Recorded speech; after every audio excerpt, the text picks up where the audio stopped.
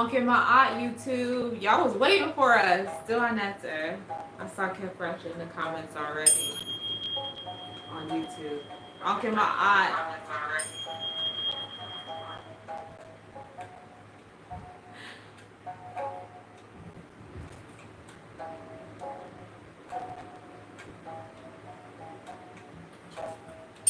Okay, my aunt Facebook family. Okay, my aunt YouTube family. Welcome to today's communion.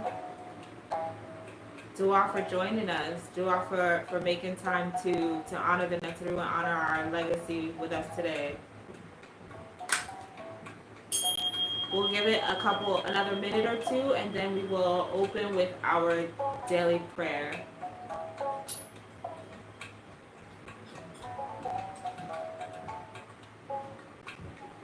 Uncle Ma'at Basil, Uncle Ma'at Jason.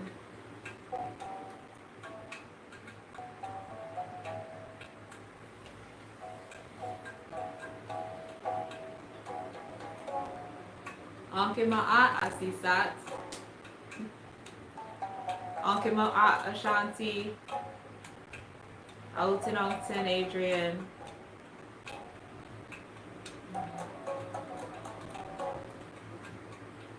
All right, you ready to get started? We got about 30 people on. Okay. All right, so we'll begin with our prayer. We begin by saying, Amatu and Panatir. Sawek Suement and Panatir. Auduauma Katipa Heru. The translation is give yourself to Netta daily, keep yourself for Netta daily, and do it tomorrow as you do it today. We give homage to the Creator, who is like our Father and who is like our Mother, who is everything that we can perceive and everything that we cannot perceive, who is everything yet is no thing, who comes to us in the form of the Netaru Ra, who is the light of the heavens, the light of the inner planes, as well as the light of our lives, who shines the light for us on the path of Ma'ati, which is the path of truth, justice, righteousness, and harmonious balance, who comes to us in the form of the light of vitality, giving us the strength and the endurance to live and act upon that which we know to be true.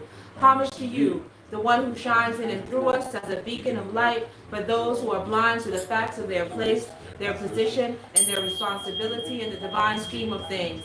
May we be Ma'akaru, true of thought, word, and deed, to our highest reality, and in the moments of crises, in the dark nights of the soul, when it appears that everyone and everything else has let us down, so it is, and so shall it be.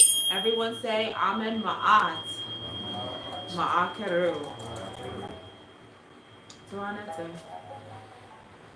All right, guys, let's get into the roll call.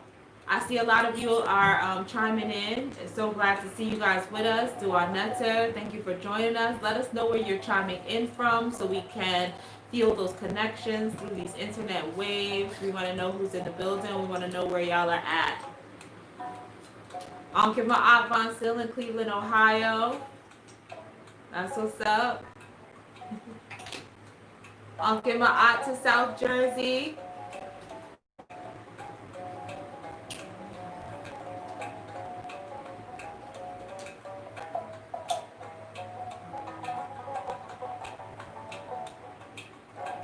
Uncle Ma'at to Philadelphia. That's what's up.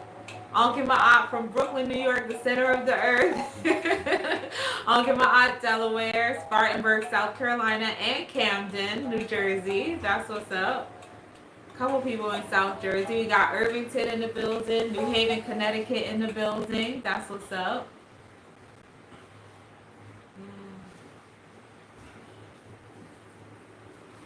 Uncle Ma'at from to the Shrine of Ma'at. Dua Netta, thank you for joining us. Sanette Adrian.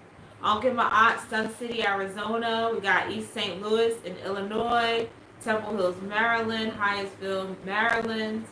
That's what's up. Dua Netta. Okay. I feel like we've seen some cities we haven't seen before. So shout out to anyone who's joining us for the first time today. Today is our regularly scheduled communion. We have our service every 2 weeks. And this is an opportunity for us to share words of wisdom and inspiration.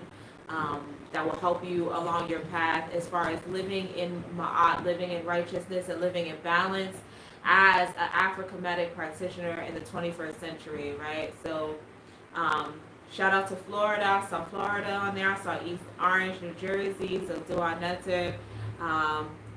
First timer from Kenya. Ankema, thank you so much for joining us. Yes, yes. The reach and the connection is far and wide. Yeah.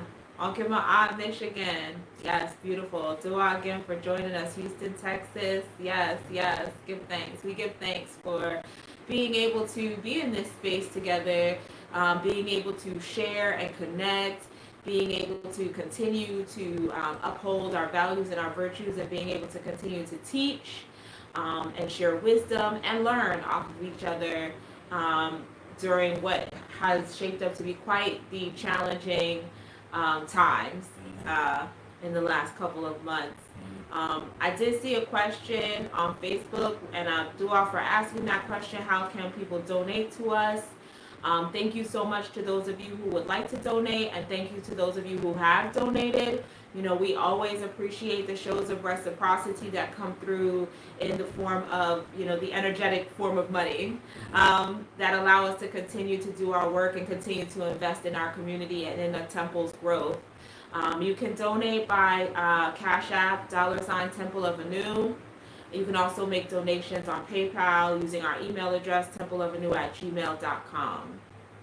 So again, thank you for your shows of reciprocity. Thank you for sending us energy as we are here to give you guys energy. And anyone who is not able to donate at this time, that's okay. It's not mandatory. We're still here for you. We're still supporting you. We're still coming with the energy and the intensity. But we appreciate those of you who can and are willing to and do so to help, again, further our work and further our mission. Alutin Octin and Nencia. Okay. I know you had a lot of stuff you wanted to talk about today. You ready to get into it? Okay. Tell them about the first class. Okay, too. So, a reminder, many of you have seen already the announcement on our Facebook page, as well as the email that has gone out from our Temple of a New list. We are offering the next section of our First Eye on Kemet class very, very soon. We're very excited about that. First Eye on Kemet is an introductory course. It's meant to help integrate and give people a foundation in this legacy. So in many ways, it's good for those of you who don't have a foundation in this legacy, are brand new to these teachings, and really want to know where to start in terms of understanding how to be Kemetic, how do I walk this path, how do I live this legacy, what are the things that I should know, what are the most important tenets that I must uphold as a person who walks the Kemetic path. And so it also gives people who are interested, perhaps you have a background in the Kemetic tradition, maybe you've taken classes with other shrines, or you've done other workshops and things like that, but maybe at this point you're interested in considering initiation with the Temple of Anu. The First Eye on Kemet class is a required course for anyone who's looking to be initiated into the temple, because it gives you an understanding and a foundation in our approach to the legacy and how it is that we teach, what we teach, and what our goals and our missions and our aims are as a spiritual community and a spiritual house to serve the people. So we are planning to schedule the next section this coming Saturday at 4 p.m., Saturday, June 6th. We have orientation. The orientation is free to attend, and there is no obligation. Anyone can attend the orientation. You are not required to sign up for the course. But attending the orientation will give you the information that you need to determine if the course is right for you, and if you're ready for it at this time, okay? So we'll talk about things in the orientation, such as our course topics. We'll go over the syllabus and give you a sense of the things that you can expect to learn.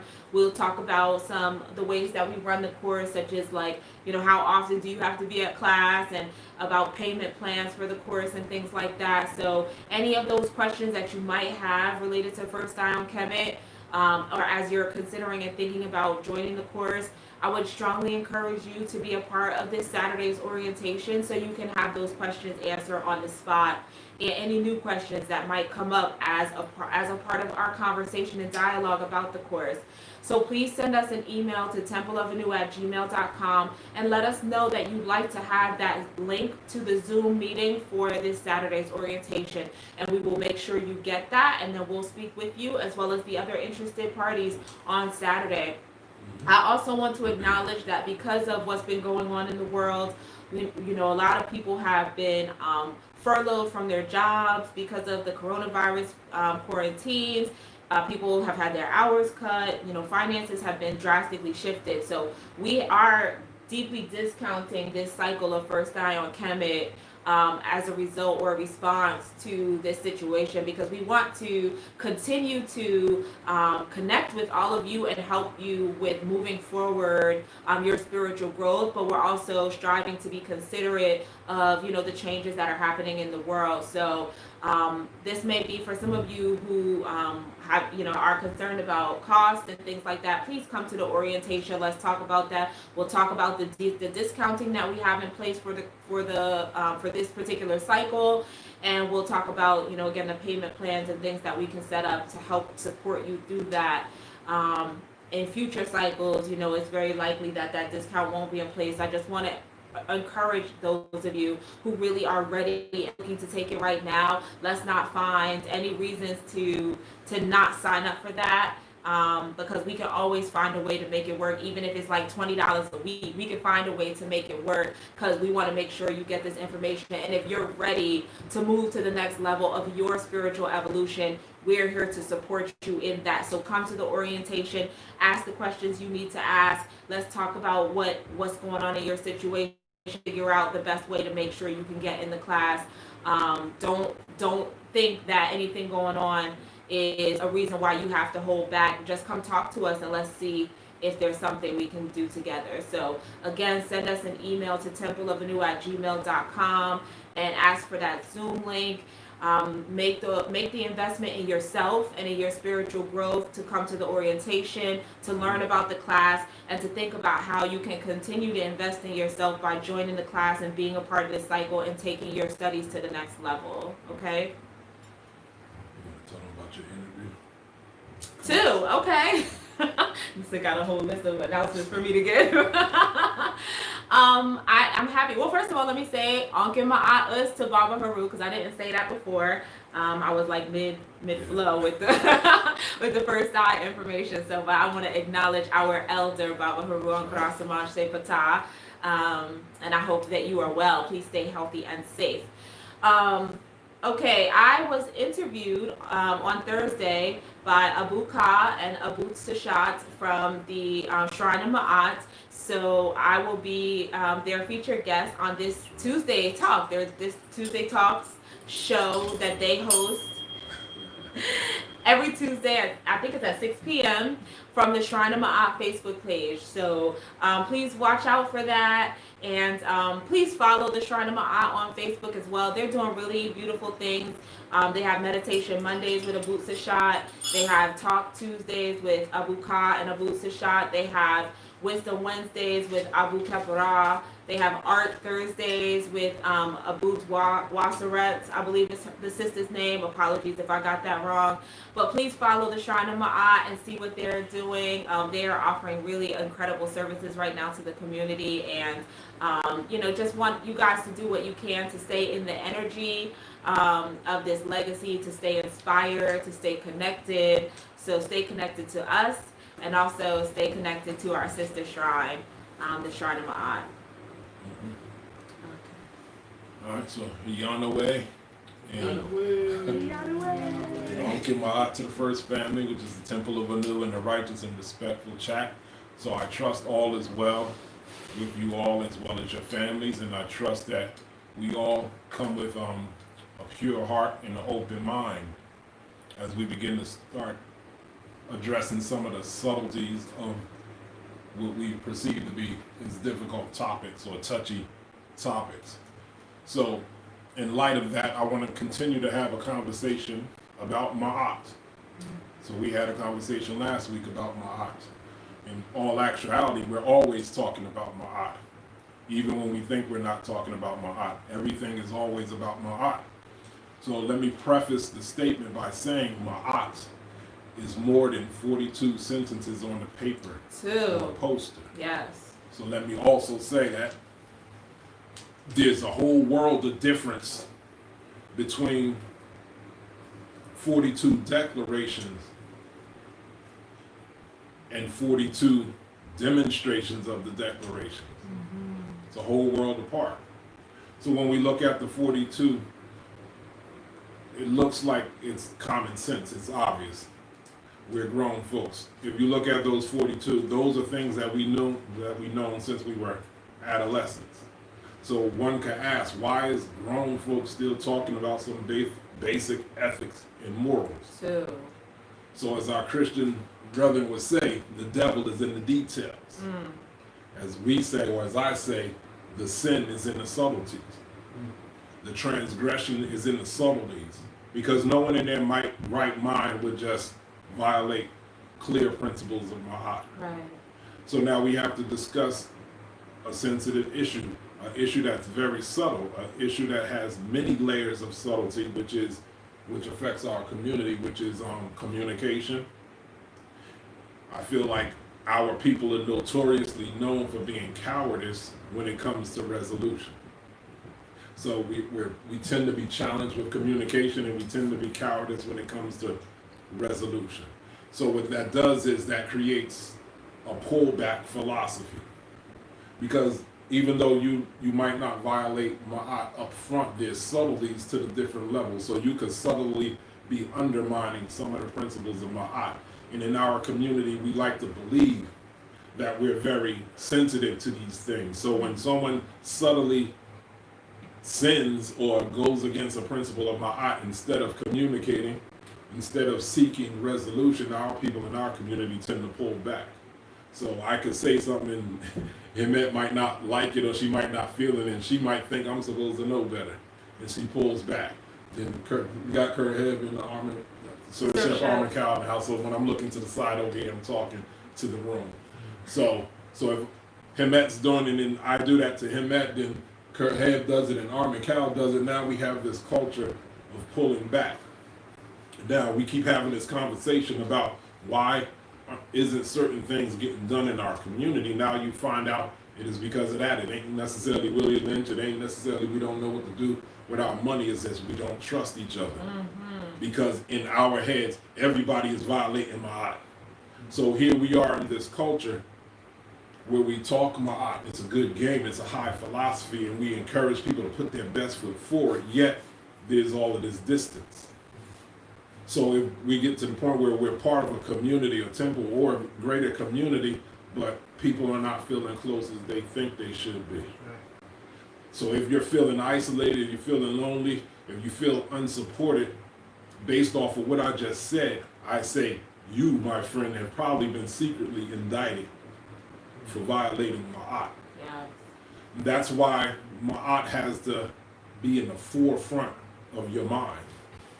Ma'at has to be in the forefront of your mind, right up there with the Netter, the Netteru, the ancestors. I think Baba Aru calls them the ancestors. Yes. I like that. That's resonant. Yes. Right up there with the ancestors. So one of the texts says, Ma'at au nefu in ra infinitiyu, which means Ra or Ma'at is breath to the nostrils of Ra.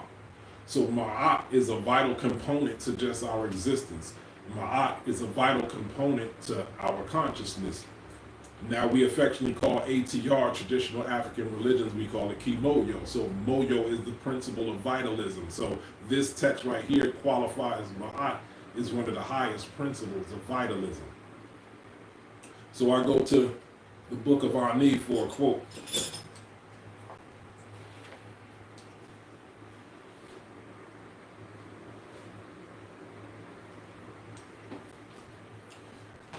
As far as Ma'at is concerned, about what's the objective of Ma'at, which everyone's goal should be to embody this, to be able to say this before you die, as well as when you go and cross those doors into the other dimensions to meet your ancestors. Can you say this of yourself?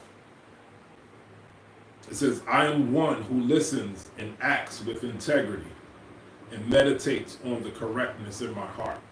I repeat, I am one who listens and acts with integrity and meditates, that's a key word, and meditates on correctness in my heart. So not to put anybody on the spot, like what word comes to your head when I say meditate? One word. Stillness. Stillness. He said stillness. What about you? To think. To think. What about you? Quietude. Quietude. So stillness, to think, or quietude. So let's translate that again. I am someone who listens and acts with integrity and thinks on the correctness in my heart. What did you say? Quietude. Quietude. So meditation is also cultivating quietude, stillness. So meditation is also preparedness or preparation. Yeah. So I am someone who listens and acts with integrity and prepares to think about the correctness in my heart. Yes. So now, that's once again reinforces that ma'at should be in the forefront of your mind. So what I'm saying in our community is we become professionals of ma'at, and we go out into the world expecting ma'at to be done to us as though we've mastered ma'at, and we become masters of knowing when other people have violated ma'at. So it's almost like there's a comedic troll squad who's a specialist in ma'at, but no one can tell you about when you're not ma'at. So we have this whole, once again, we have this pullback philosophy. So when we're looking at this thing, so it's safe to say that if ma'at is not in the forefront of your mind, then that means it qualifies you for wrong thinking. Right. Wrong thinking equates to poor decisions. Poor decisions equates to dissatisfaction in life. So let's ask ourselves, are we dissatisfied with our lives? Look what's going on in the community now. Are people dissatisfied with their lives? That's why the text said, seek to walk each day in the way of ma'at, which is the way of truth, justice, and righteousness, and you will reach the place at which you are going.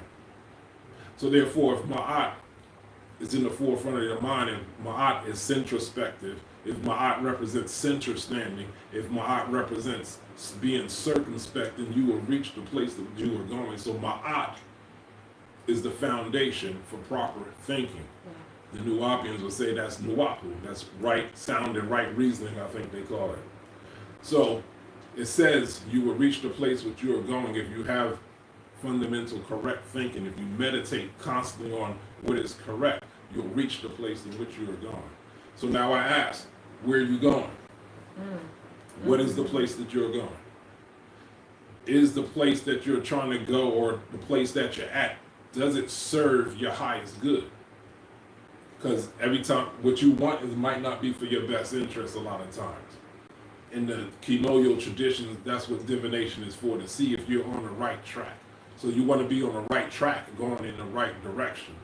But you could be on the right track, going the wrong direction. We see that a lot of times. You could be on the right track, but slightly off track. So you need to know if you're on the right track, going in the right direction, and if that thing is for your highest good. Yes. So now another meditation or reflection is, what if crises is for your highest good? Our people don't like that. They be like, hell no. We got a people that they start trying to run. They were like, I need to be at peace. So they think peace is a location. And they're trying to run from the world. Peace is not a location. Peace is a mental state. And I understand that there's a thin line between the mind and the environment. So some people have to go about getting their peace a certain way, but the whole process is always internal. So what if your crisis is for your highest good? Sometimes adversity brings out the best in you. We had a movie night with the temple. We watched The Last Dragon. And there was a character called Shonuff. He was a character that was going against the main, he was an antagonist going against the main character. And he caused the character to go within and reach for something that was always there. So I asked the people, I said, who or what is the Shonuff in your life? Who or what is the thing that's going to make you dig deep and actually authentically live and act upon that which you know to be true? So now, as I said, this year, one of the Neteru that governs the year for us as a Kemetic community is Heru. So now the Kemetic community loves Heru. We love his name, we love his image. Some even love Heru to the point where they embrace his name or take on his name. So we have to understand when you invoke Heru like that, you call his name. What's happening? Nothing, just go ahead, keep going. You invoke Heru, if you call his name, you're subconsciously magnetizing, invoking, and evoking a situation that's going to cause you to have to be trained to be a crisis manager. So Heru is about the business of managing crisis. Sorry, someone asked if we could turn the volume up, so I'm just trying to, we tried to turn the volume up. It was already as high as it could go, so we're going to turn the fan off to make sure that that's not creating feedback for you, okay? I'm trying to do it subtly. I was totally failing. That's what I need to know about this. But anyway, so Heru is about crisis management. So you don't need Heru if you're not signing up to learn how to face, manage, and master crises. So now in the Kemetic tradition, you have the pharaoh, you have the Nasut or the Nasutet, the king and the queen. They are called, that person in that seat is called Heru Ankh, the living Heru. So Heru is about crisis management. You need leadership that's about crisis management. So the culture of leadership is contrasted to the culture of the people. It's connected, but it's in stark contrast to the people. So the culture of leadership is crisis management. So people are like, what type of culture is crisis management?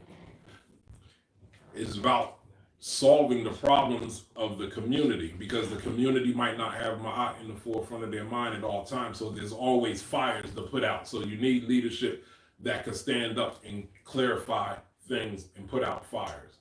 So now, for the Heru archetype, so when in handling crises, Heru needs to always be paired and in close vicinity to Jehuti. So Jehuti could represent an elder, Jehuti could represent the oracle, Jehuti could represent a council of elders, Jehuti could represent a council of elders who use the oracle. So if you're in a leadership position, which is about crisis management, you need wise counsel.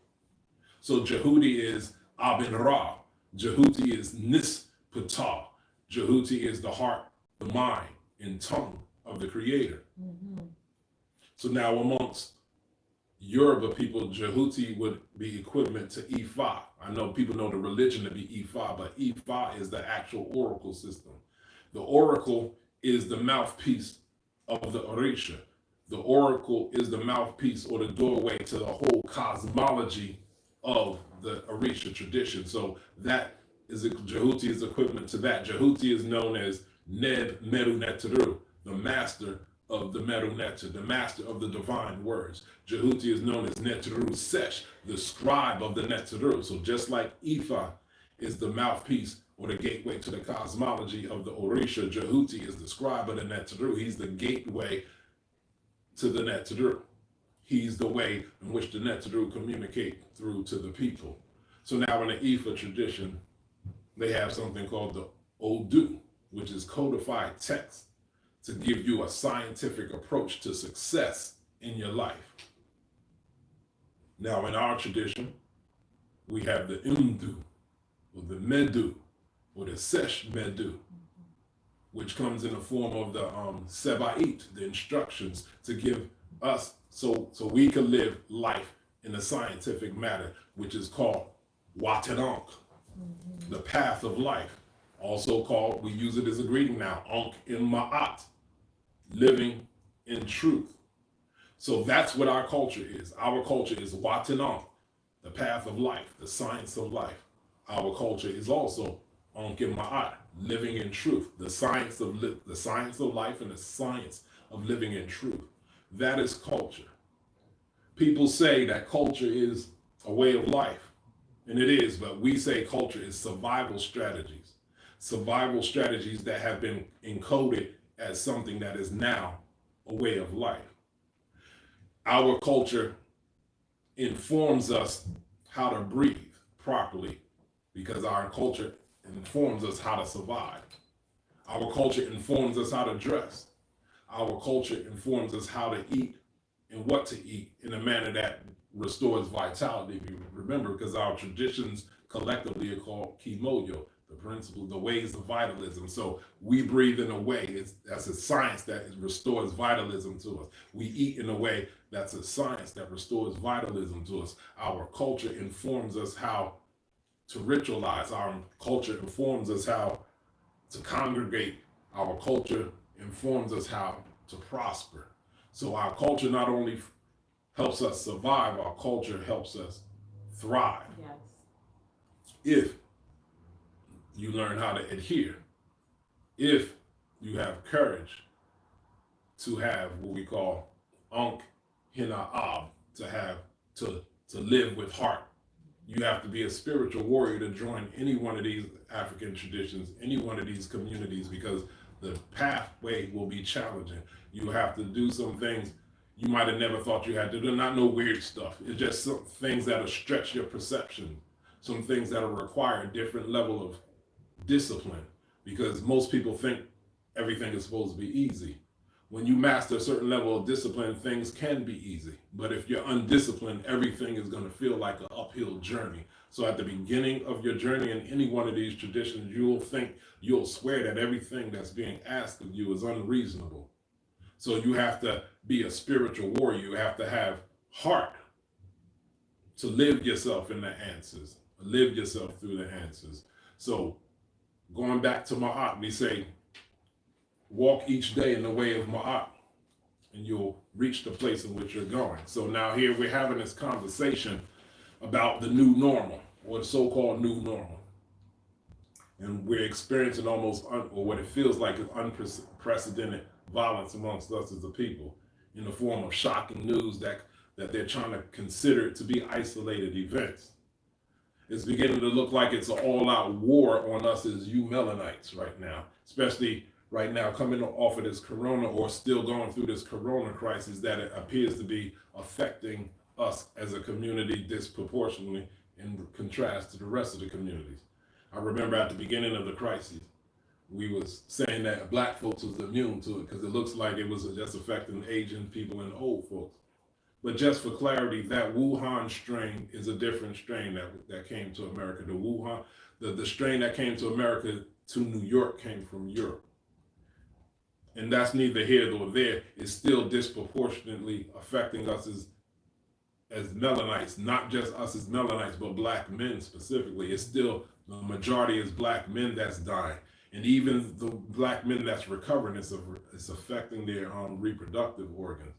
So we're still talking about the future of our race as a people. Yeah. So all of these things are being disguised as mistakes, mishaps, and misunderstanding on the behalf of law enforcement, on the behalf of citizens. What's the brother that got shot jogging? Ahmaud Arbery. Ahmaud Arbery. Unacceptable. What about the sister that got killed sleeping? Breonna Taylor. Breonna Taylor. Unacceptable. Now the brother with the George Floyd. George Floyd. Unacceptable. So someone asked me, like, what is my thoughts on this matter, or what is the Ma'atic approach on how we are to think about the situation? And it reminds me of the age-old mantra that goes on in our community. The age-old mantra is, how come we as black folks don't come together and do something? That's the age-old mantra, and it's an age-old question. When are we going to come together and do something? And the answer is, that's a good question. There's no one answer. Sometimes I make parallels of what's going on in the conscious community with Christianity. Us in the conscious community, some of us, I say in the conscious community, relish at clowning our Christian brothers and sisters about the so-called fallacy of Jesus Christ and the idiocy of waiting for Jesus to come back and get us right as a people and change the planet. Mm-hmm. Some even go far as to say we're waiting for the afterlife to get our promise. And I said, well, is the conscious community any different? Mm. So if the Christians are waiting for Jesus to come back and get us right as a people and a planet, the conscious people are asking the same thing. When are we as a people going to wake up and get right as a people and restore the planet? It's the same thing. Yeah. It's a transfer. And those Christians that think their promise comes in the afterlife, we see that same behavior in our community when people don't want to participate in making things better and just somehow waiting for white supremacy to fall, and we somehow get restored with no with no participation on our part at all. Right. And then you have we criticize the Christians for the turn the other cheek thing, and yet there's no revolutionary retaliation from the conscious community, just commentary for the most part. So what's the difference between the conscious community and Christianity? Is there a difference between the conscious community and Christianity? So they'd be like, well, brother, what do we still do? The religious person would say, pray. The spiritualist will also say, I need to pray. We need to pray. We need to meditate on it. And our community feels those answers are inadequate. But I say a religious person and a spiritualist is not a political activist. Their lane is spirituality. Their lane is the subtle. Their lane is the unseen. So we have to be fair, myotic, when we're judging people in their responses to certain circumstances. So we're going to get into it. So pray from the religious people and pray from the spiritual people.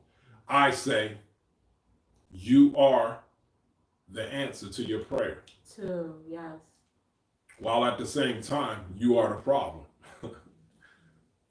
That's an interesting juxtaposition. You are the answer to the prayer, yet you are the problem. Yes. So watch what I say. So in our current circumstances reflect thoughts, words, and deeds that we've done in the past. Would y'all agree? Mm-hmm. Where we're at now reflects thoughts, words, and deeds that we've done in the past. Now watch, I switch it. I'm going to say the same thing, but it's going to have a different caveat. Our current circumstances reflect thoughts, words, and deeds that we failed to execute properly in the past.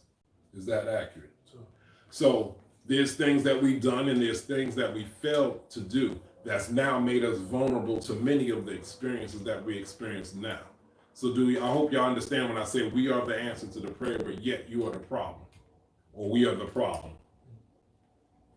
So it's not about looking who to blame. It's about accountability. It's about self-inventory first, and then you look for the correspondences and the correlations.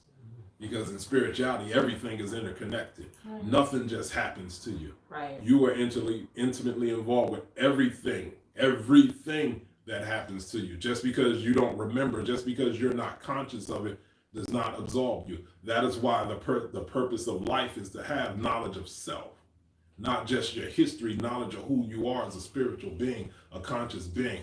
Your thoughts are constantly creating your reality. So if you're not careful about the food that you feed your consciousness, or the TV that you read, the books that you read, the company that you keep, all of these things work on your conscious, your subconscious, your unconscious, your superconscious level. So you are always in action, creating your reality. So everything that comes back to you, every single thing that comes back to you is biofeedback of what it is that you're doing with your life force. Mm-hmm. And in the African tradition, there's no excuse for not knowing.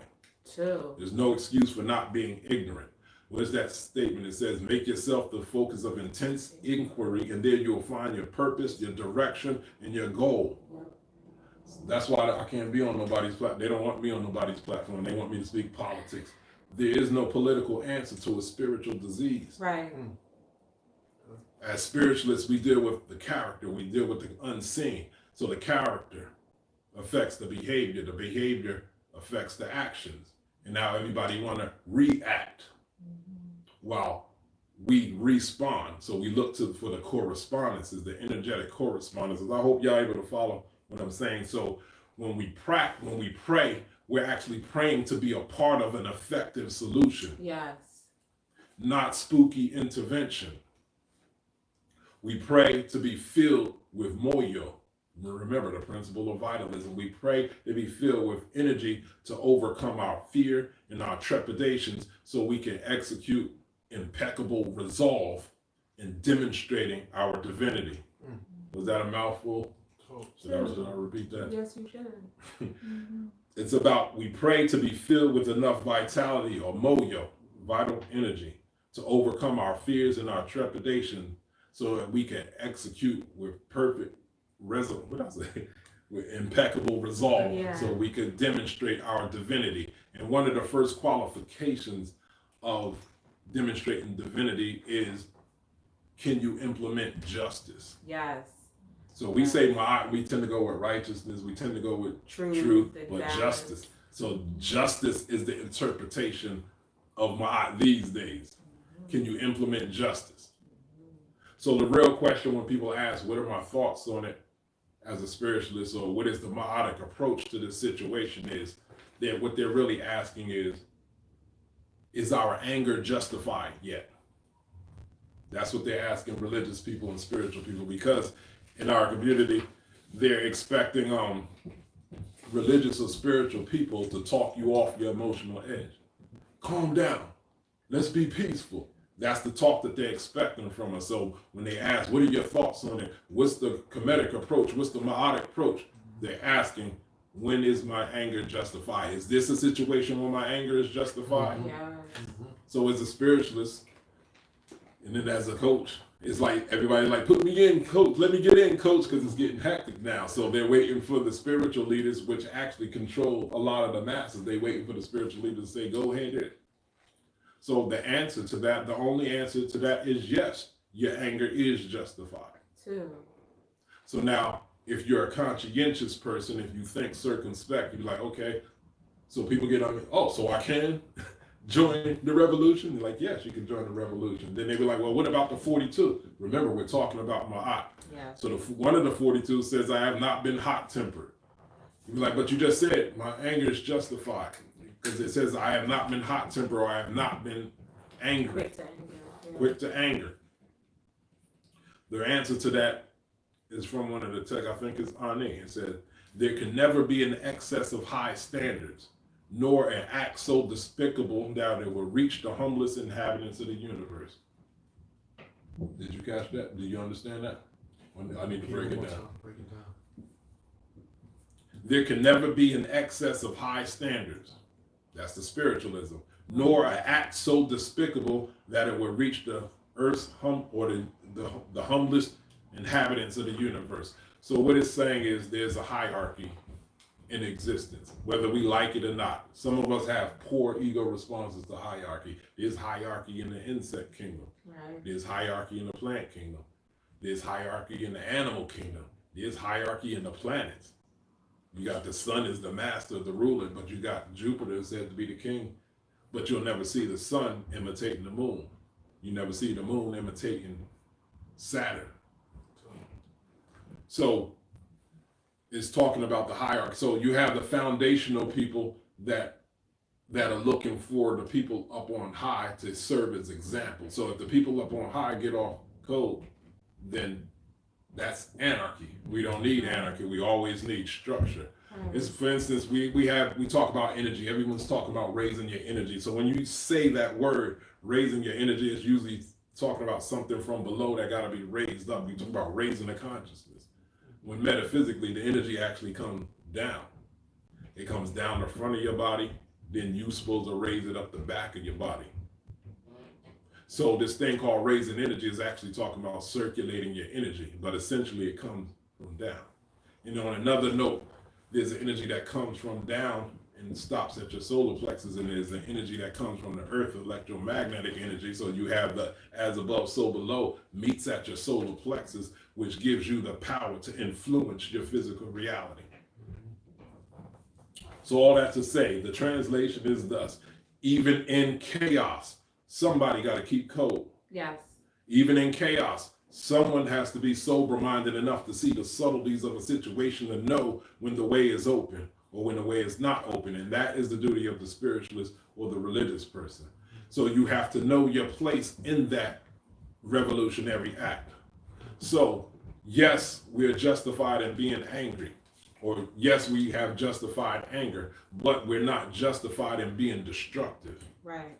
So like her head just told me he came from Philly yesterday and they out there looting. And I said, was it black folks? Because people claim black folks ain't doing it. But he said black folks is looting. So yeah, you have justified anger, but as a Ma'atian, are you productive about what it is that you do with your justified anger? The difference is you don't want to be an angry person, even though you have a justified anger that's transient. So what is it you're going to do? Are you going to use your anger to now fortify yourself, you fortify your family, your community, your village, to increase your level of influence in this community, to lessen these events and hopefully stop these events? That's what you do. That's how you channel the justified anger, not just be mad. Right. So now justified anger puts us in the position to go back to what Kwame Ture said, these two principles he talked about: mobilization and organization. You can't just be mad and go out and wreck the community. That's what happened back in the 60s and 70s with the riot. That's when the neighborhood turned into the hood. So now here we are in 2020 about to do that again. So if the neighborhood turned into the hood, what's this thing have the potential of turning the hood into what? A wasteland. You can run the white folks out, but do you know how to build it back for your benefit this time, if that's what y'all doing? So mobilization, yeah, get people together, but now organization. Do you have a plan? And do you have the discipline, the wisdom, and intelligence to execute the plan proficiently and not just impulsively? I see a lot of impulses. So people are correct in their intentions, but there's flaw in the execution. So have you mapped out all possibilities? Remember, the police and all them cats, this is what they do. They know how you ain't thinking yet. So do you know all the pros and cons of the situation? Are you prepared for whatever way it go down? Also, number 3,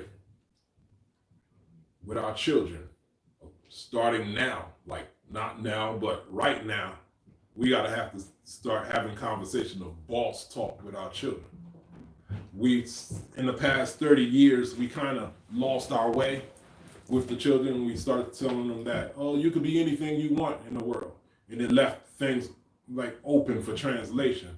And what if your children just don't have a big view of themselves or have a bold enough vision? So now a majority of our children just want to be entertainers in sports. We're like we got enough of that. There's a whole plethora of professions that we need to elevate us as you Melanites. So there was a time when a child took pride in having a responsibility of raising their family name and their ancestral lineage. So we have to have boss talk. Like, we need leaders, we need builders. So there was a time when they took pride in having that responsibility. I'm raising my family name, I'm raising my whole lineage. I know Hemet spoke last week about taking over the system. That means we need more black police officers. We need people getting in the system. And some people, oh, that's that nonsense. I can't believe the Temple of Anu, y'all on that? Yes. So here's where the discrepancy is. We have to train our children for those spots. What we're used to is we're used to being put in a position where you have to choose from the lesser of the two evils. That's what people are reacting from. You see these two white folks up there, and you hear black folks, go vote. And you be like, I don't care about either one of them crackers. Then it's like, oh, but look, there's a black man on the ballot. But you like, but that black man got the same values of the white folks. Exactly. So we feel like it's pointless. But remember, self-accountability, self-inventory. It is our responsibility to create, raise, and train the leadership that it is that we're seeking. Right. Not hoping that the white folks figure out what's important for us. Right. So we train our children. If not, we might need to train some of the adults now to train for them spots. And then when we train them, we sit them down and we remind them what this thing is all about. We remind them what they're in there for, and they're representing our best interests. And then we give them the juju. We give them the pronouncements that they need to secure the spot. And when they get in, we sit them down again and remind them what this thing is about. And we give them some more juju and pronouncements so they can make the necessary moves. That's how you not just get on the board, that's how you get in the game. And if you're not willing to do that, you're not even in the board or the game. You're back to the waiting for Jesus. Waiting for a savior. So now that brings us back to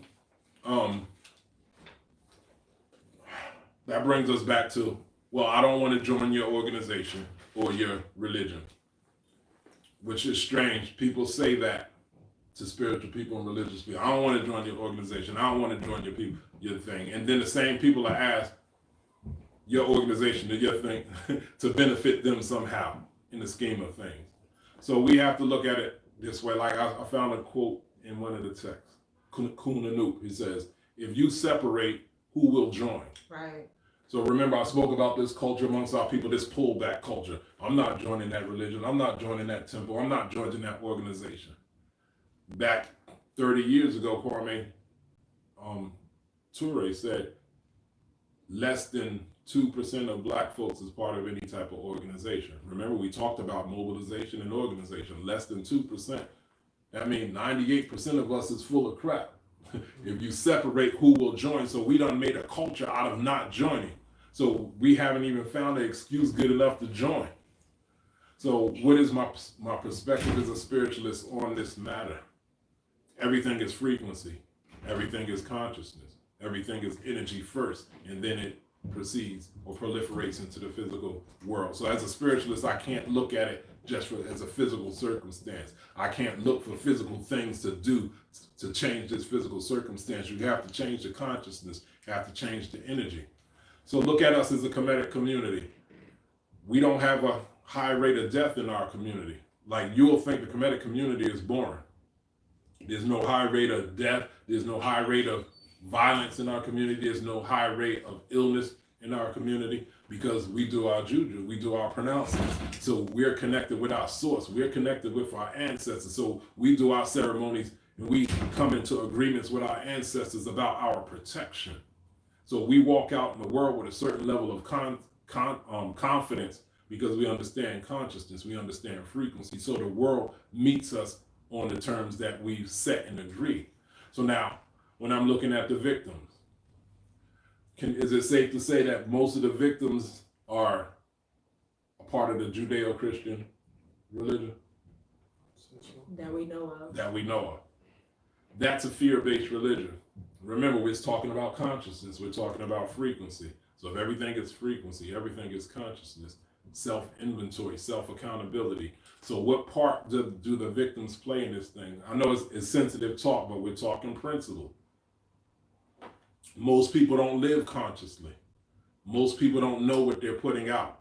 And no person in their right mind will put out energy to get themselves killed. So let me get that out the thing if you think that's what I'm saying, that somehow these brothers and sisters set themselves up to be killed. But if you haven't mastered self, you haven't mastered your consciousness, your subconscious, your unconsciousness, you're not in tune with your source or your force or your ancestors or your right ancestors. So let me go back real quick. I said us as a Kemetic community, we don't have high death, high violence, or high illness in our community.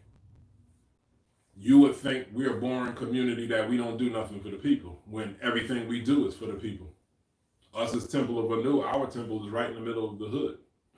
The people haven't decided that that's important for them to participate. It's free to come to the temple. You look at Asar Aset, they always giving free meditation classes to the community. You look at Queen Afua, she's constantly trying to train the women to heal themselves. That's in the community. In our temple, we do food drives, clothing drives. What is the thing that we do for the less fortunate with the scholarship for the retreat. We have the scholarship for the retreat. Yeah, we do canned food. Sanitary drives. napkins. Oh and yeah, stuff the like women's. We do for the women's shelters. We do like women's products. Essentials. The essential. Yeah. So you can't say spiritual people are not doing anything for the community. It's our charge to do things for the community. Too. But it's our charge to fix ourselves also. The community is always invited to be a part of this thing that's trying to make the community better. So whether we live up to your expectations or what you think is not that's your business on what it is that you need to do. And our business is we follow what the natures say do. But let me go back to what I was saying.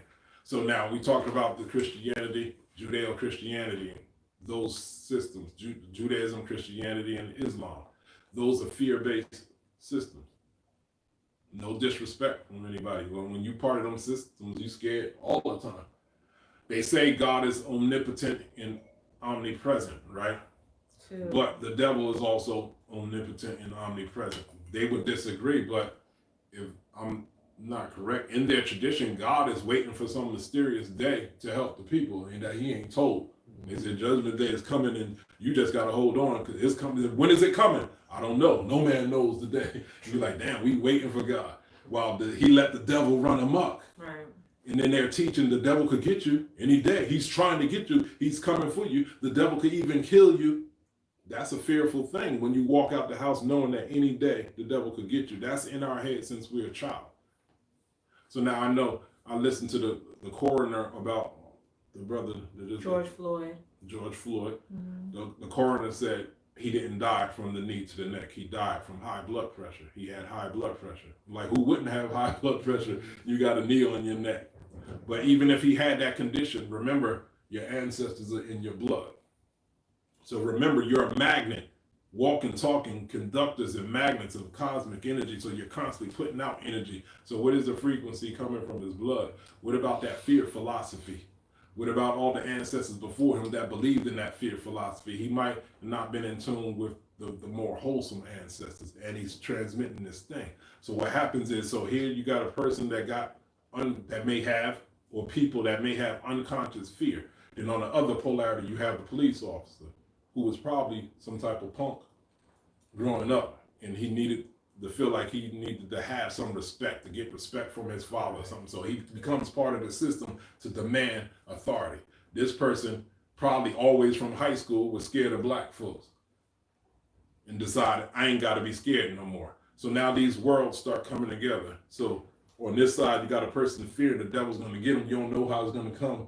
He's going to sneak up on you. And this person saying, coming in like, forget those black folks. He's going to respect my authority. So now both people are triggered, and they got nothing to do with what's going on in their conscience. So that person ain't coming to kill somebody. They didn't wake up and say, I'm going to kill a nigga today. I know some people think like that, but they don't. The consciousness don't work like that. You have triggers. And once that trigger happens, if you're not in control of who you are, if you don't have true knowledge of self, you're going to shift, and you're not going to be responsible at that time. So this person got triggered by this cop. It triggered an asthma attack. That's a personification of fear and anxiety, rightfully so. So this cop became the personification of the devil that this person was always told was coming for him. You're like, oh, jump, today might be that day. So on some level, some could translate it, this was an agreement. You're like, who would agree to do this? Remember, there's different layers to the consciousness. You got two worlds converging. This person, his whole ancestral lineage. This person, spirits, whatever it is he walking with. He's walking with a fraternity that has a God that demands blood, demands life force. So these two worlds are converging. Bam, something implodes. What implodes? The beginning of an ending. So you had the sister, you had the brother that was jogging, the sister that got killed in her sleep. Now this brother, so now this sparked the dang on revolution. So on some levels you could say, did he sacrifice himself to start something that needed to be done a long time ago? Because we've been talking it. We couldn't talk ourselves into any type of revolutionary action, but this sacrifice or this death, this murder sparked something that people been waiting and just didn't know how it was going to happen. So bam, so here we have 2020, the year of vision. So that you don't need a microscope for this. You don't need no glasses. It's all clear. Racism is clear. As of yesterday, COVID-19 is background information now. We dealing with an old virus that will kill more black folks than COVID-19. We got to deal with that old virus. This thing is changing things. So I just saw today, you got people in Iran doing the vigil for this brother. I saw a picture of the Amish talk about Black Lives Matter. I'm like, damn, Amish people, this unsparked the Amish people. Him showed me a picture of a line of white ladies, white women coming in between police and black folks. So now all the people that criticize their white friends for not standing up for black folks, or people all over the world, is being sparked by the death of this one individual. So now people like, Coach, can I get in? Yeah, you could get in. Get in where you fit in, but how you fit in might look different than how other people fit in. Yes. Y'all understand that? It don't gotta look the same. Your get in might be online and constantly keeping that information out, keeping the story going. Your information might be transporting people to the protest. Your get in where you fit in might be giving food and refreshments to the people during the protest. Remember, we talked about the hierarchy. What is your position? What is your role? So those of us that's spiritualists, if you want to go on the front line, fine, get prayed up. Go to your ancestors. Make sure you're connected to the source. So whatever goes down, you're protected, or whatever goes down, your energy might be so profound that whatever negativity can't happen, because you're bringing another level of force. You're bringing a superior level of force where all those other energies submit to that. So all of this stuff is in divine order. So you got to get in where you fit in. Now is the time for change, for the betterment of self, change for better governmental policy, change for betterment of law enforcement policy. But us as spiritualists, we have to do it all in divine order. So you have to find the way that you're supposed to do it, not just be emotional. That's why I said some people have to be sober-minded. Emotions make good servants, but poor masters. That's the spiritualist approach to it. So can we be, now we go back to Ma'at, go back to being centrospective, having center standing, circumspect in all matters. Can you afford to be a part of that? What's that saying you said about revolution and death? Revolutionaries need to be prepared to die. Like, there is no, revolutionaries cannot expect to come home safely from the revolution. So you spiritualists, not the incite fear philosophy, just be fully aware of the decisions you make. If you do and participate in that, we might not see you at next temple service. So between that stuff that's going on and the COVID thing going on, like, what do they call it, the mortality rate? Yes. So the mortality rate is looking very interesting now. So, like I said, prayed up, get your energy straight, and go with total confidence that you're doing the right thing. Mm-hmm. Just know your level. That's all I'm saying. Just know your level, and go forth with peace of mind and purity of heart. True. And if you don't make it back, we'll see you on the next side. We'll pour libations for you. Yeah. But give some insight on what's going on in the cosmos, or why I said all this stuff is in divine order. Yeah. We need to find our proper way to apply what it is. Yeah. It's interesting. I saw a post on Friday that talked about the transition of the planet Mercury into the sign of Cancer. What we know about the planet Mercury is that Mercury governs communication. It governs the way that we think and the way that we share ideas. We know that Cancer is cardinal water sign. It is about intuition, and it is about our emotions. And so there is the positive way that this can come through is that we become more intuitive, that we become more empathetic with one another, that we can feel each other's feelings and understand what each other is trying to say, even if the words are not always clear. But there's also the possibility of the shadow side of how Mercury and Cancer will operate, which is a lot of emotionality, right? And just the reason, the rational thinking and the reasonable thinking kind of overshadowed by high emotions and high intensity of our feelings, and therefore causing a lot of impulsiveness, right? So it's interesting that Mercury moved into Cancer right at the same time that all these protests started popping off, right? This is an indication that we have to be mindful about how we are being impulsive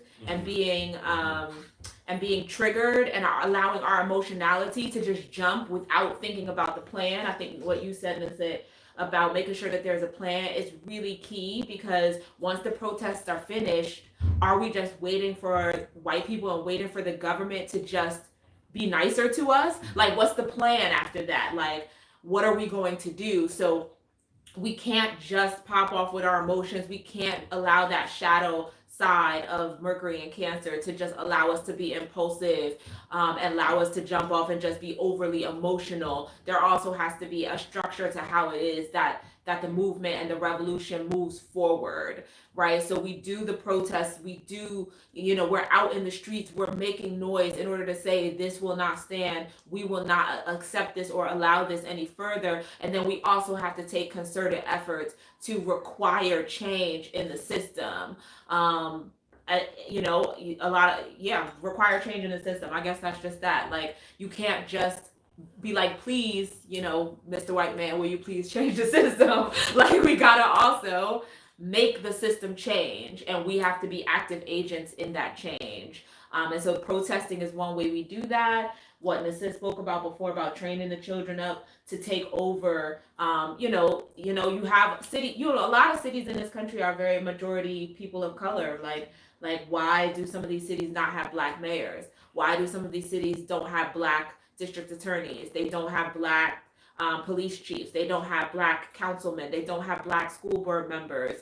So here you have a city that is, 70% black people, and the people in leadership is 90% white people. And the black people who are in the positions of leadership are just like, I saw Wama Judy Ra in the comments say that they're just black faces with white minds. So we have to, that's part of our charge too, is to make sure that we're being governed, like we govern ourselves. So there's more than just the emotionality and just the emotional response that's necessary. The emotion is important because that is a motivator, but we have to get beyond the shadow side of the emotion, which is like the impulsiveness and the not being able to think straight and the just popping off, and then also start to like use our emotions to keep us motivated, to keep us ready to make a plan, to keep us pushing in the right direction, to keep us prepared to remake the world in our image, right?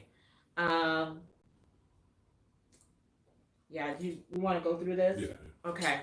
So I want to share some words from our ancestor Kunanu, as well as always, or as we often do, quoting from the Hosea. This is my clean copy today. Quoted from the Hosea on page 31. Our ancestor Kunanu says, "A mortal man dies along with his dependents, but will you be a man of eternity by your righteousness? Is it not wrong when a balance tilts, a plummet strays, and the straight becomes crooked?" So this is a charge for us to continue to maintain ma'at regardless of what's happening alongside us, because that's who we are. So we uphold ma'at, we uphold righteousness, we uphold balance, we uphold harmony, we uphold justice. We are men and women of eternity by our righteousness, regardless of what other people do. Lo, justice has fled from you, driven from its place. The judges do wrong, and right speech has become one-sided. The judges take what has been stolen. He who should set matters right makes things go wrong. He who should give breath chokes one who is on the ground. And he who should make breathing easier makes one gasp for air. The mediator is a robber, and he who should destroy need commands the creation of need. The town is its own floodwater, and he who should combat evil commits crimes himself. So this is a demonstration of what it looks like when a land is run amok by Isfet, when chaos has overcome a situation, and you see people who are supposed to be supportive of balance and truth and upholding justice. They are actually the ones who are criminals. They are actually the ones who are responsible for letting justice go astray, letting ma'at go astray. Redress is short, but misfortune is long. So redress is meaning the resolution is short. Like resolution, like, and how I interpret this phrase to talk about like when something negative happens to you and you've been inflicted with that trauma stays with us. Sure. Right? Like that trauma stays with us. So even when a person goes to jail for what they've done, like if this officer has been arrested for what he did to George Floyd, and maybe he goes to jail, but George Floyd is never like the life that this incarnation is done for him. Sure. Right? And so there is that misfortune is long. There is no quick resolution to that misfortune. So it will always feel, even when we get a resolution, it will never feel like it's in balance with the thing that's been inflicted upon us, because the misfortune sticks with us no matter what. The person who's been traumatized and the people that have been traumatized, it sticks with us, and we carry that, and we have to go through therapy, and we have to do our spiritual work. We have to release that.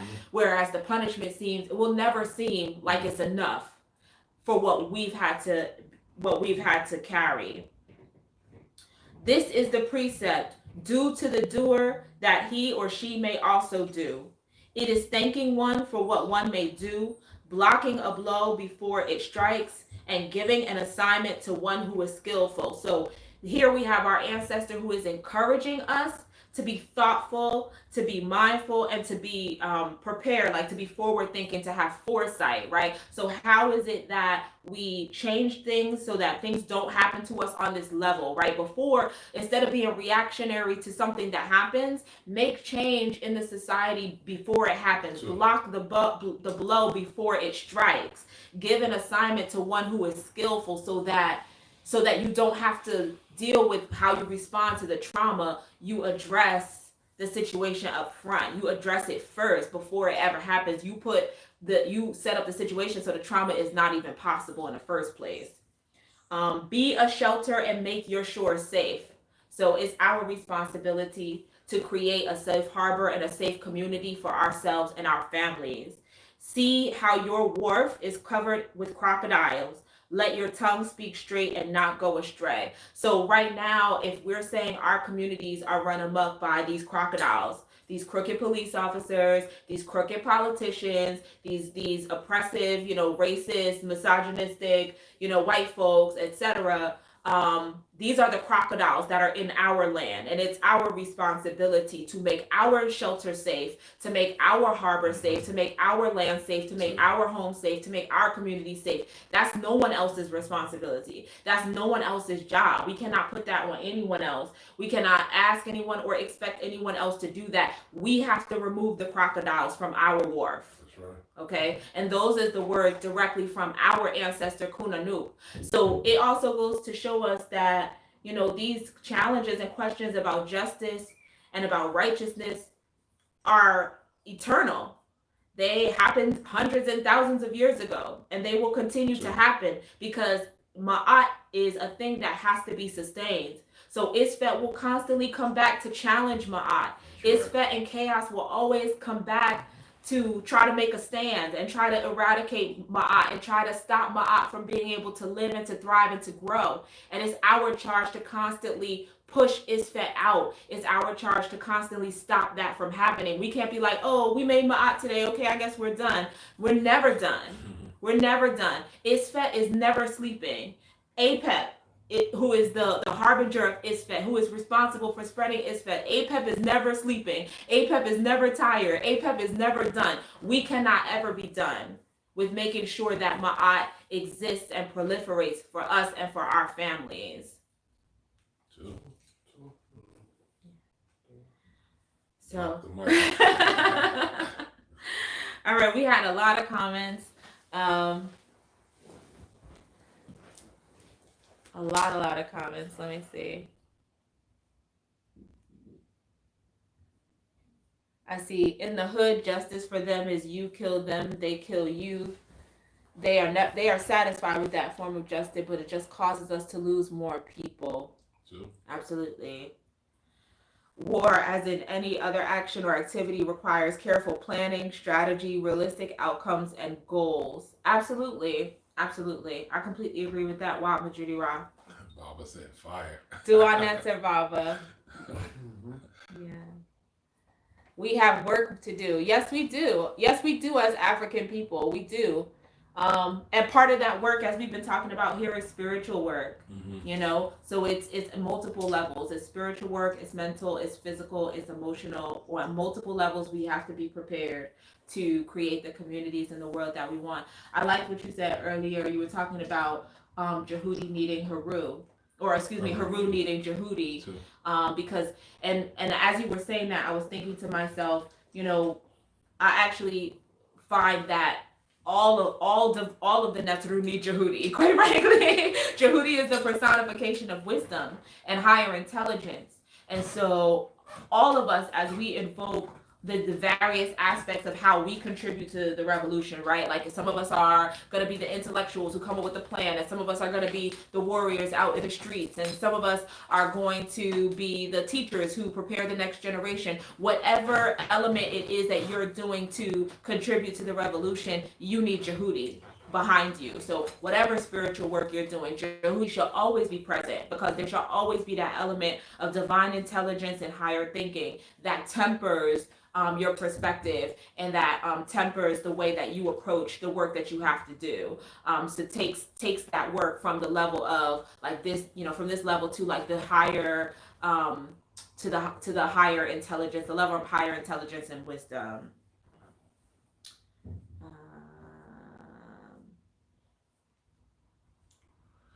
Yes, Darlene, you're correct. APEP, ISFET, and MAAT are all within us. Yes, correct.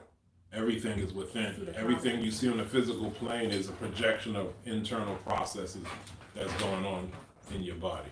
So everything that you want to call white folks, the devil, or whatever, they represent something that is incongruent and unresolved inside of self and is manifested in physical form. I like what Yasek Ray said on YouTube. She said, we need melanated officers and people in leadership position to change the image, definition, and function of a peace officer.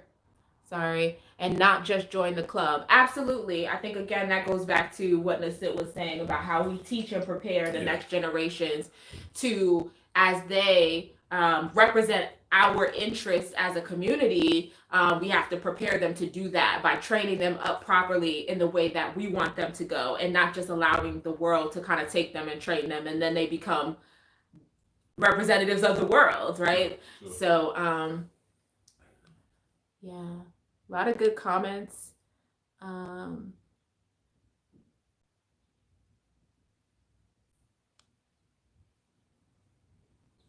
Yeah, see, power never cedes power.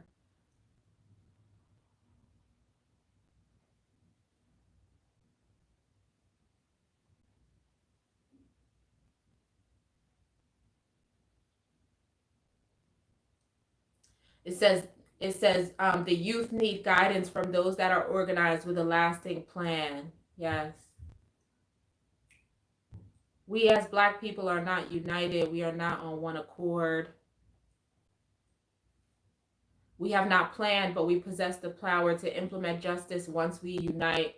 My place is to help document and organize what demands and procedures we need in place to bring our people up, create our own barter not buy, create our own from raw materials, throw out all materialists, build our households, hold Black celebrities accountable, raise up African heritage, celebrate core heritage. It is time that we, some Black women, stop supporting and protecting the ignorance in our communities. We know what actions we partake in that is the result of the demise of our people. Your front door hanging off, no grass in the yard, but you come out of the house with an authentic Gucci bag. Unless we have an anger and an uprising for the violence we cause and do to each other, they will always be able to use it against us. 49 people were killed in Chicago after the soft opening. You're so gangster and hood, but you was in the house when that virus came down. Do offer your input, Yolanda. I appreciate that. I think, again, you mentioned a lot of different ways that people can contribute. Some people are going to contribute economically and support creating products and support creating the system of barter not buy. Some people are going to be education minded and they're going to support creating schools and things like that. So there's a lot of different ways that we come together and contribute. Everyone has a variety of skills, and we need all. If you think about nation building, you need every measure of skill in order to build a nation. Like, you can't have a nation that has everybody does the same thing. Like, that doesn't work. So you need a variety of different skills, and you need each person to be excellent at their one thing, and then you create a situation where we are able to benefit off of each other, the contribution of each other's skills. And so we have to have a coming together. And I think the way that we think about it is not necessarily that we bring everyone together. I think we start with the people who are ready, and we allow other people to come when they are ready. Yeah. I think that if we keep waiting for every Black person in America or every African person to be like, let's build a nation, like, it's gonna take forever. Like, let's just start with the 20 people who want to do it. Like, let's just start with us, and then people will start with your village, and then people will be like, I like what y'all are doing. I want to be a part of that, and attract and build and grow as time goes on. But we can't wait for everyone to get on the same page before we do any work at all. We'll never get anywhere as a people that way.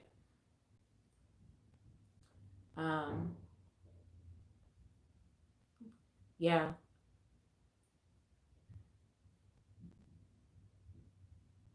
the Seshnasu. He says, from our ancestor Ptahhotep, if you find a conversant in his moment who is an inferior and not your equal, don't let your mind rage at him because he is wretched. Put him aside and he will punish himself by himself. Don't address him to ease your mind. He is one who is in difficulty. He is damaged. He is inferior. Yeah. Yeah. So I feel like that's related to like sort of like a proverb of like if you yell at a crazy person, people who are watching can't tell the difference. That like they can't tell which one of you is crazy and which one of you is sane. It's very similar to that. Like if someone who is in Isfet or off code, that doesn't mean that you descend yourself into his madness. True. So. Don't believe that there aren't groups and organizations addressing Black on Black violence. The media doesn't cover that. Thank you, Waba Judy Ra, for addressing that. There are many, many, many organizations, Black-led organizations over the years that have addressed Black on Black violence and things that are happening in the Black community for many, many years. So when the media makes it seem like we should focus on that instead of focusing on police, like we can focus on both things. Like we have the presence of mind and the capacity to focus on both things. True.